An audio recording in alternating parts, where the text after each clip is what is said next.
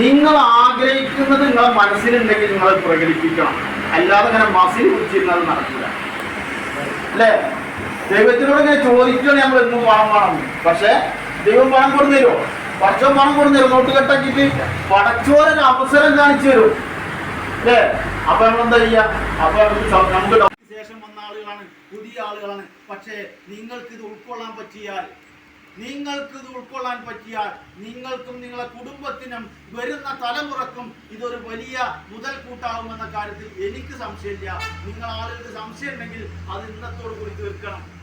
Doubt അടിച്ച് ചെയ്യരുത്. നിങ്ങൾക്ക് നിങ്ങളിൽ വിശ്വാസം വേണം. രണ്ടാമത്തെ കാര്യം, നിങ്ങൾക്ക് ഈ ഉൽപ്പന്നങ്ങളിലും ഈ കമ്പനിയിലും വിശ്വാസം വേണം. മൂന്നാമത്തെ പ്രധാനപ്പെട്ട കാര്യം, ഈ ഒരു സിസ്റ്റം നിങ്ങൾക്ക് പറഞ്ഞു തന്ന നിങ്ങളെ ലീഡറെ നിങ്ങൾ ഏറ്റവും അധികം വിശ്വസിക്കണം. ഒരു കാരണവശാലും നിങ്ങളെ ലീഡർ മറ്റിവിടെ കാണുന്ന ഒരു നെറ്റ്വർക്ക് മാർക്കറ്റിംഗ് ഇൻഡസ്ട്രി പോലെ അല്ല RCM. ഇത് നിങ്ങളൊരു കുഴി ചാലിക്കുന്ന പരിപാടി ഒരിക്കലും RCMിലെ ലീഡർ ഒരിക്കലും ചെയ്യില്ല. ഇത് നിങ്ങൾ മനസ്സിൽ ഉറപ്പിക്കണം.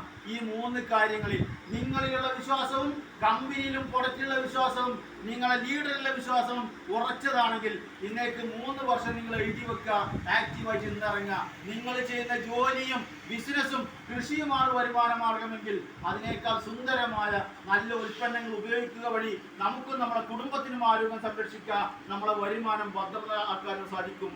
ഇതിനൊരു യോഗ്യത ആവശ്യമില്ല. അതാണ് ഏറ്റവും വലിയ പ്രത്യേകത. സ്ത്രീയോ പുരുഷനോ എന്നുള്ള പ്രത്യേകത ഇല്ല.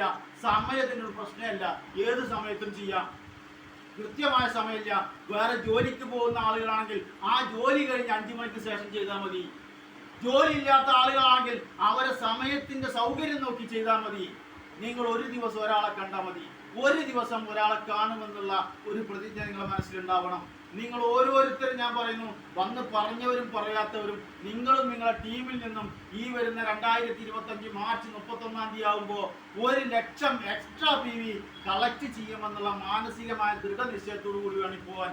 നിങ്ങളുടെ സംശയങ്ങൾ നിങ്ങളുടെ ലീഡേഴ്സിനോട് ചോദിക്കാം. നിങ്ങൾക്ക് ഇനിയും മീറ്റിങ്ങുകൾ കിട്ടും. നിങ്ങൾക്ക് പിന്നെ എവിടെ